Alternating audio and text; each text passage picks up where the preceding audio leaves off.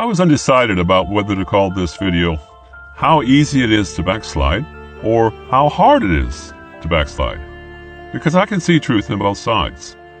But before I get into that, I'd like to consider what backsliding is. In particular, you have to have something from which to slide back. Sadly, most of the people watching this video probably will not have ever really discovered the Jesus of the four Gospels. I'm praying that more will, and I do hear from many people who appear to be moving in that direction. So I realize that they probably have something which they could easily lose, or looked at another way, they may have something which they could not easily lose. My primary purpose in producing this video was to address the small handful of people that I've come to know over the last year in particular, who have quit their jobs, forsaken all that they own, left their hometowns, and linked up with other Christians who are going into all the world and preaching this amazing gospel that Jesus preached, called the good news of the kingdom of heaven. To the extent that any others of you can benefit from this, please do. So here's my point, and it really is pretty much a one-point sermon. All it takes to stay on the rails is a desire to stay on the rails. But all it takes to go off the rails is to forget about staying on the rails. In the Lord's Prayer, Jesus tells us to pray, "Lead us not into temptation, but deliver us from evil." That's it. Pray that prayer every day for the rest of your life, and really mean it, and you'll stay on the rails spiritually. God will convict you if you're getting off the rails. But how many times we forget to do that? Often it's because we become wrapped up in what's wrong with someone else. We can get so busy trying to convert the rest of the world that we forget how important it is to stay humble and broken before God ourselves. God will definitely speak to us when we're slipping away, but only if we ask Him to. Sadly, it's very easy to stop thinking that we need God's guidance, to become convinced that we have it all figured out. And that's how easy it is to backslide. Paul wrote, "Let him that thinketh he standeth take heed lest he fall." That's it. Any of you who've been criticized for living by faith would be able to see it in the people that are criticizing and that are falling away themselves. They're so busy telling you or telling me what they think's wrong with us that it becomes obvious that they've stopped thinking that they themselves may be the ones who really need correcting. So we all have to be careful that we do not do the same thing. It's great to be learning new truth and growing spiritually, but when we think we have arrived, when we think that we know it all now, that is exactly when we're going to blow it all.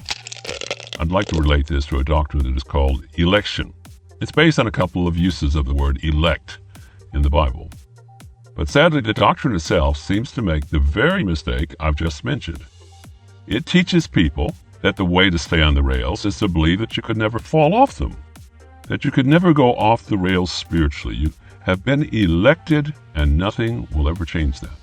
It's such an absolutely horrendous formula for failure. They call it assurance of salvation. I would call it assurance of damnation. Let him that thinks he stands take heed lest he fall. It's precisely how you miss out on what God has for you. You start thinking you have it all sewn up, and you shut your mind to hearing anything that might even hint otherwise. That's what the doctrine of election does. So where did it come from? As I said, it's based on the use of the word elect in a couple of passages from the New Testament. Jesus said in his prophecies about the Antichrist, if it were possible, he would deceive even the very elect. He's talking about how clever the devil is at deceiving people. But he talks about this group of people for whom it's impossible to be deceived. Wouldn't it be great to be one of those people? We would never have to worry about backsliding at all. Well, I do think such people exist. And it's precisely why I say that it's incredibly easy not to backslide and not to be deceived. So who are these people? Jesus used the word elect. We all know what an election is. It's a time when people vote and they choose a leader. So Jesus was talking about such a time of choosing. I think he was also talking about this election when he said many are called, but few are chosen. Those two words, called and chosen, sound so similar that the statement could be seen to be a contradiction. Have many been called or few? Have many been chosen, or few? And I would say that the point being missed is a superficial reading of that passage, the same one that is missed in a superficial reading of the word elected. As I said, an election is when people choose a leader. And in this election, and this is the part that they seem to miss, there are actually 2 votes. The error has crept in because someone assumed there was only 1 vote. God chooses who's going to be saved, and God chooses who's going to be lost. That's what the so-called doctrine of election teaches. We are predestinated to be saved, or we are predestinated to be damned. We have no free will, no choice in the matter. It's a weird doctrine, to say the least, but it has been based on those couple of words, predestinated and elected.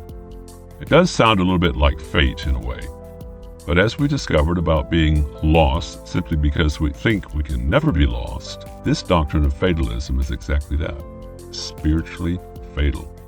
Because we think we stand, because we think there is no way we can fall, we fall.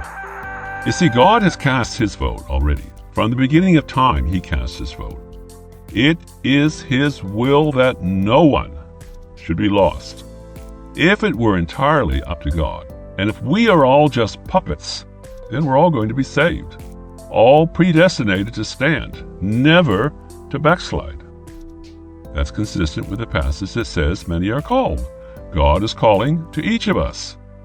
Imagine someone putting an ad in the newspaper and on billboards all over town saying that $1 million is available to every man, woman, and child in the town who comes to a certain point in the middle of town at any time over the next few days. Many have been called, right? But what if only a few people turn up? Then it would be true to say that only a few were actually chosen to receive the gift. That second vote is what makes all the difference. There are only 2 votes in this election, and what happens in any election where there are only 2 votes is that it takes unanimity to get a majority. Many are called by God, but only a few have chosen to accept that call, and so only a few have been saved. Put another way, the road to heaven is narrow because so few are prepared to respond to the call. Very few are prepared to pray that line for the Lord's Prayer. Lead us not into temptation, but deliver us from evil. God can and he will deliver us from evil, but only if we keep praying the prayer, and only if we keep responding as he leads us away from temptation and into his glorious light. You see how easy it is?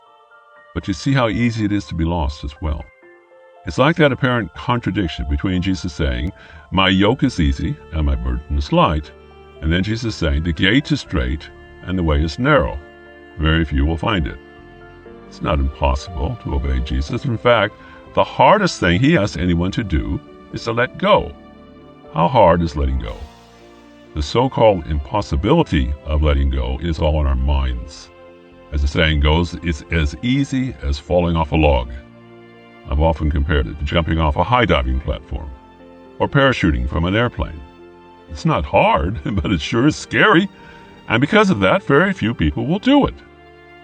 Not many of us have ever experienced the exhilaration that parachute jumpers must experience when the chute opens and they float to the ground.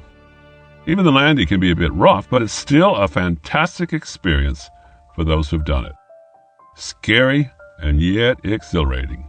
Peter experienced something like that when Jesus called him to step out of the boat and walk on water. Who in all history, besides Peter and Jesus, has ever experienced such a thing? Was it hard? No. All Peter needed to do was to keep his eyes fixed on Jesus. And that's all we need to do to stay faithful until he returns. Just keep listening to Jesus. Of course, all Peter needed to do to sink was to stop listening to Jesus and look at the circumstances. Look at the others back in the boat. They weren't doing it. Or look at himself and become lifted up with pride. It was as easy to sink as it was to walk on the water. It all depended on where he cast his vote. Where is your vote going today? Are you voting to stay on the rails by asking God in desperate prayer, if necessary, to keep you on the rails, to keep you faithful, to show you any sin in your life that needs to be cast out? It's as easy as that. He'll show you. Then all you have to do is let go.